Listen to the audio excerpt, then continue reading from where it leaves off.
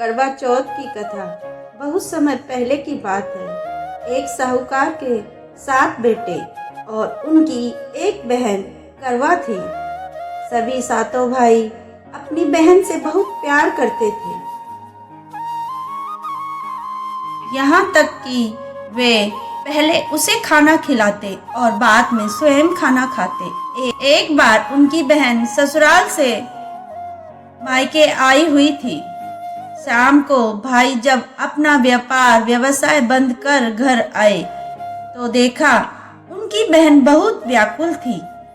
सभी भाई खाना खाने बैठे और अपनी बहन से भी खाना खाने का आग्रह करने लगे, लेकिन बहन ने बताया कि उसका आज करवा चौथ का निर्जल व्रत है और वह खाना सिर्फ चंद्र को देखकर उसे अर्घ देकर ही, क्योंकि चंद्रमा अभी तक नहीं निकला है, इसलिए वह भूख प्यास से व्याकुल हो उठती है।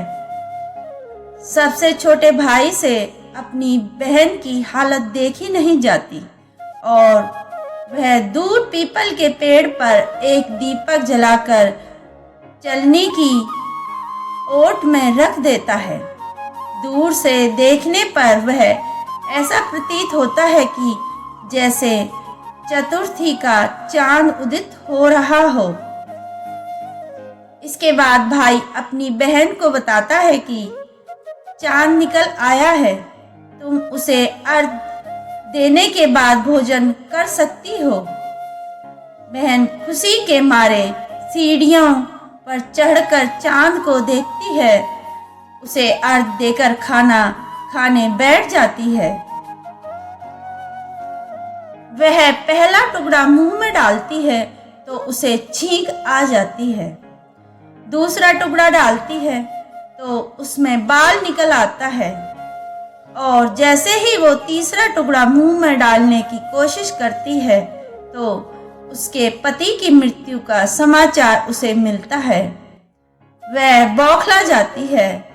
उसकी भाभी उसे सच्चाई से अवगत कराती है कि उसके साथ ऐसा क्यों हुआ। करवा चौथ का व्रत गलत तरीके से तोड़ने के कारण देवता उससे नाराज हो गए हैं और उन्होंने ऐसा किया है। सच्चाई जानने के बाद करवा निश्चित करती है कि वह अपने पति का अंतिम संस्कार नहीं होने और अपने सतीत्व से उन्हें पुनर्जन्म दिलाकर रहेगी। वह पूरे 1 साल तक अपने पति के शव के पास बैठती है, उसकी देखभाल करती है, उसके ऊपर उगने वाली सुई नुमा घास को एकत्रित करती जाती है। 1 साल बाद फिर करवा चौथ का दिन आता है। उसकी भाभियां करवा चौथ का व्रत रखती हैं। जब भाभियां उससे आशीर्वाद लेने आती हैं तो वह प्रत्येक भाभी से यम सुई ले लो, पी सुई दे दो, मुझे भी अपनी जैसी सुहागन बना दो, ऐसा आग्रह करती है। लेकिन हर भाभी उसे अगली भाभी से आग्रह करने को कह कर चली जाती है। इस प्रकार जब 6 नंबर की तो करवा उससे भी यही बात दोहराती है।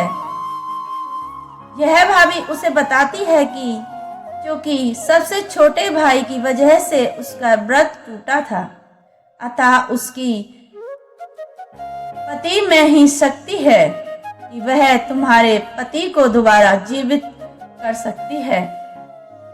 इसलिए जब वह आए तो तुम उसे पकड़ लेना और जब तक वह तुम्हारे पति को जिंदा ना कर दे उसे नहीं छोड़ना। ऐसा कहकर वह चली जाती है। सबसे अंत में छोटी भाभी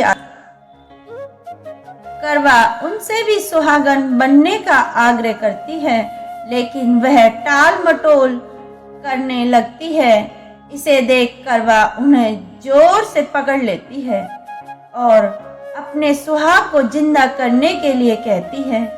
भाभी उससे छुड़ाने के लिए नोचती खसोटती है, लेकिन करवा नहीं छोड़ती।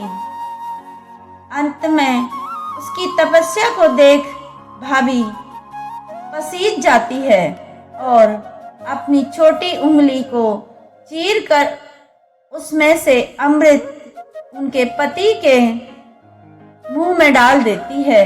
करवा का पति तुरंत श्री गणेश कहता हुआ उठ जाता है। इस प्रकार प्रभु कृपा से उसकी छोटी भाभी के माध्यम से करवा को अपना सुहाग वापस मिल जाता है।